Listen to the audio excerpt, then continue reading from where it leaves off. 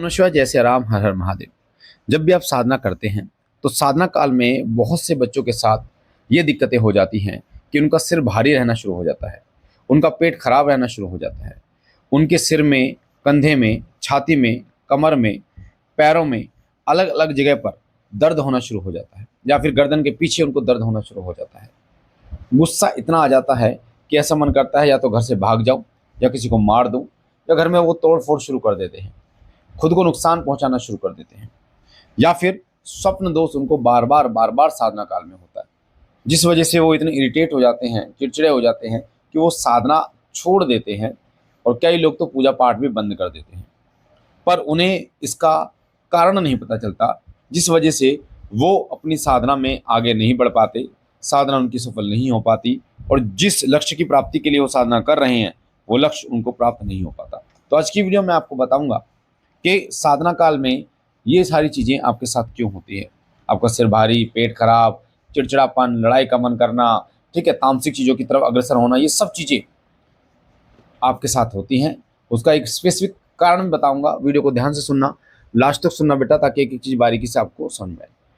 अगर आप साधना करते हैं और आपने साधना की शुरुआत अभी की है तो आपके साथ ये चीज़ें होना स्वाभाविक है, आपके साथ होनी होनी है ये चीज़ें। पर जो व्यक्ति जिन्होंने साधनाएं की हैं एक बार, दो बार, तीन बार, उनके साथ भी ये चीज़ें हो रही हैं, तो इसका कारण है कहीं ना कहीं आपके शरीर के अंदर कोई नेगेटिविटी यानी नकारात्मक शक्ति आपके शरीर पर बैठी हुई है। उसने आपके शरीर को घेर रखा है और वो शक्ति आपके शरीर के अलग अलग हिस्सों में बैठकर आपकी अपनी जो है इच्छाओं की पूर्ति कर रही है। नेगेटिव शक्ति भूत भी हो सकती है, प्रेत भी हो सकती है, जिन भी हो सकता है, कोई मशान भी हो सकता है। नेगेटिव शक्ति आपको लगी हो सकती है, कहीं से चौराहे से लगी हो सकती है, किसी सुनसान जगह से, किसी घर से, या फिर तंत्र के माध्यम से भी नेगेटिव शक्तियाँ आपको परेशान कर सकती है। कई बार कई लोग खाने में मिलाकर भी तांत्रिक क्रियाएं कर देते हैं, कुछ दे देते हैं, जिससे आपके ऊपर तांत्रिक क्रियाएं हो जाती है, नेगेटिविटी आपके शरीर में बैठ जाती है और आपके शरीर में अलग अलग दर्द देना शुरू कर देती है। नेगेटिव शक्तियाँ इतनी पावरफुल होती हैं कि वो आपके शरीर में जब वो रमना शुरू हो जाती है, रमना का मतलब होता है जब आपके शरीर में वो ब्लड तक में चली जाती हैं, तब वो बड़ी बड़ी बीमारियां देने में समर्थ हो जाती हैं, जैसे टीवी, कैंसर, फोड़े।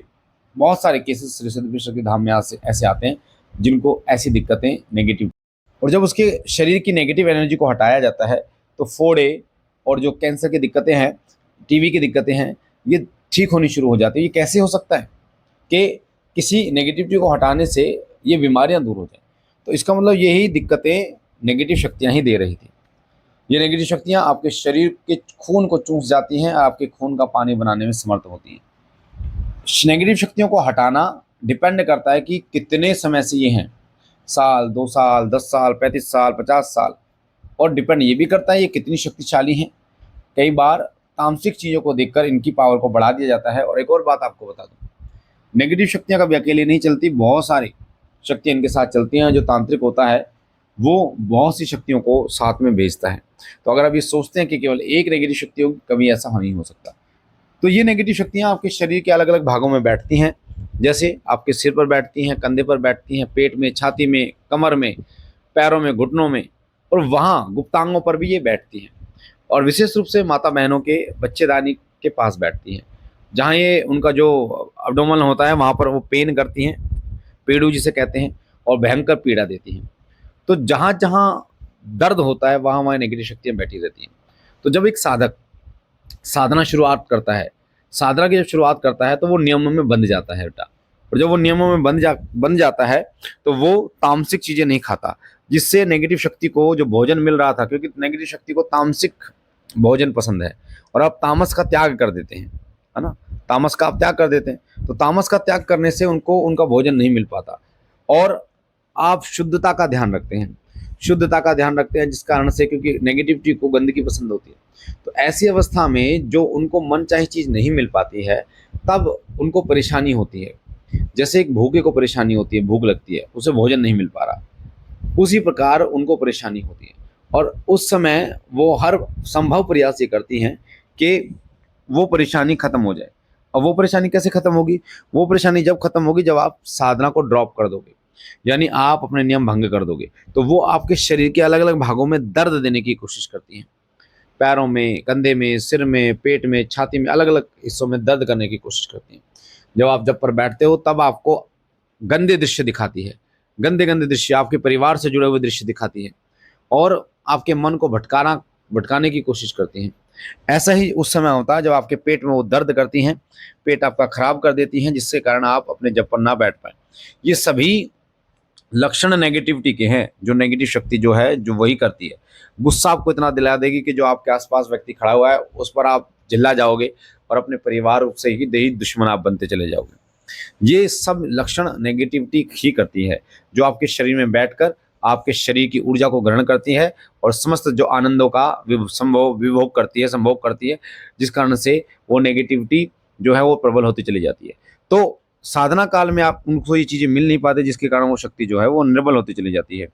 अब क्या होता है कि स्वप्न दोष वो आपकी बुद्धि के साथ खेलती है, उसको सब पता होता है कि आप कहाँ से कमजोर हैं, तो आपकी कमजोरी को पकड़ती है, तो वो आपका स्वप्न दोष करा देती है। गंदे विचार, गंदी चीजें दिखाकर, गंदे दृश्य दिखाकर, गंदे स्वप्न दिखाकर वो आपका स्वप्न दोष करा देती है, ताकि आपके मन में ये गिलानी आ जाए कि अब तो आपकी साधना खंडित हो चुकी है।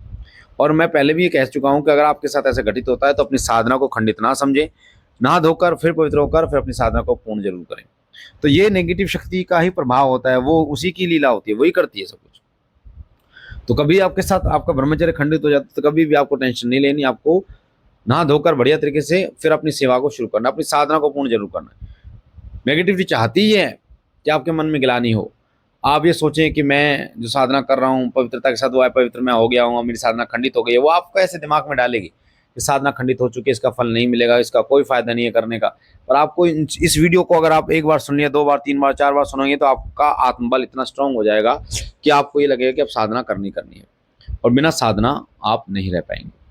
तो ये सभी कारण जो मैंने आपको बताया ये नेगेटिविटी के होते हैं, जो इस प्रकार से आपको परेशान करते हैं।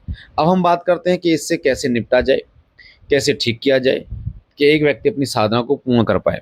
तो नेगेटिविटी को हटाने के लिए सबसे पहले आप साधना करने जब जा रहे हैं तो उससे पहले आपको हनुमान जी की, मेहंदीपुर वाले बालाजी महाराज की जोत जलाइए, 2 लौंग 2 इलायची उसमें डालिए और सरसों के तेल की रोजाना सुबह शाम जलाना शुरू कीजिए।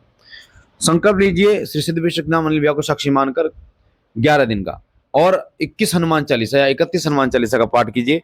1 गिलास पानी उसमें 1 बतासा डाल के और हर हनुमान चालीसा पे उसमें फूंक मारिए 3।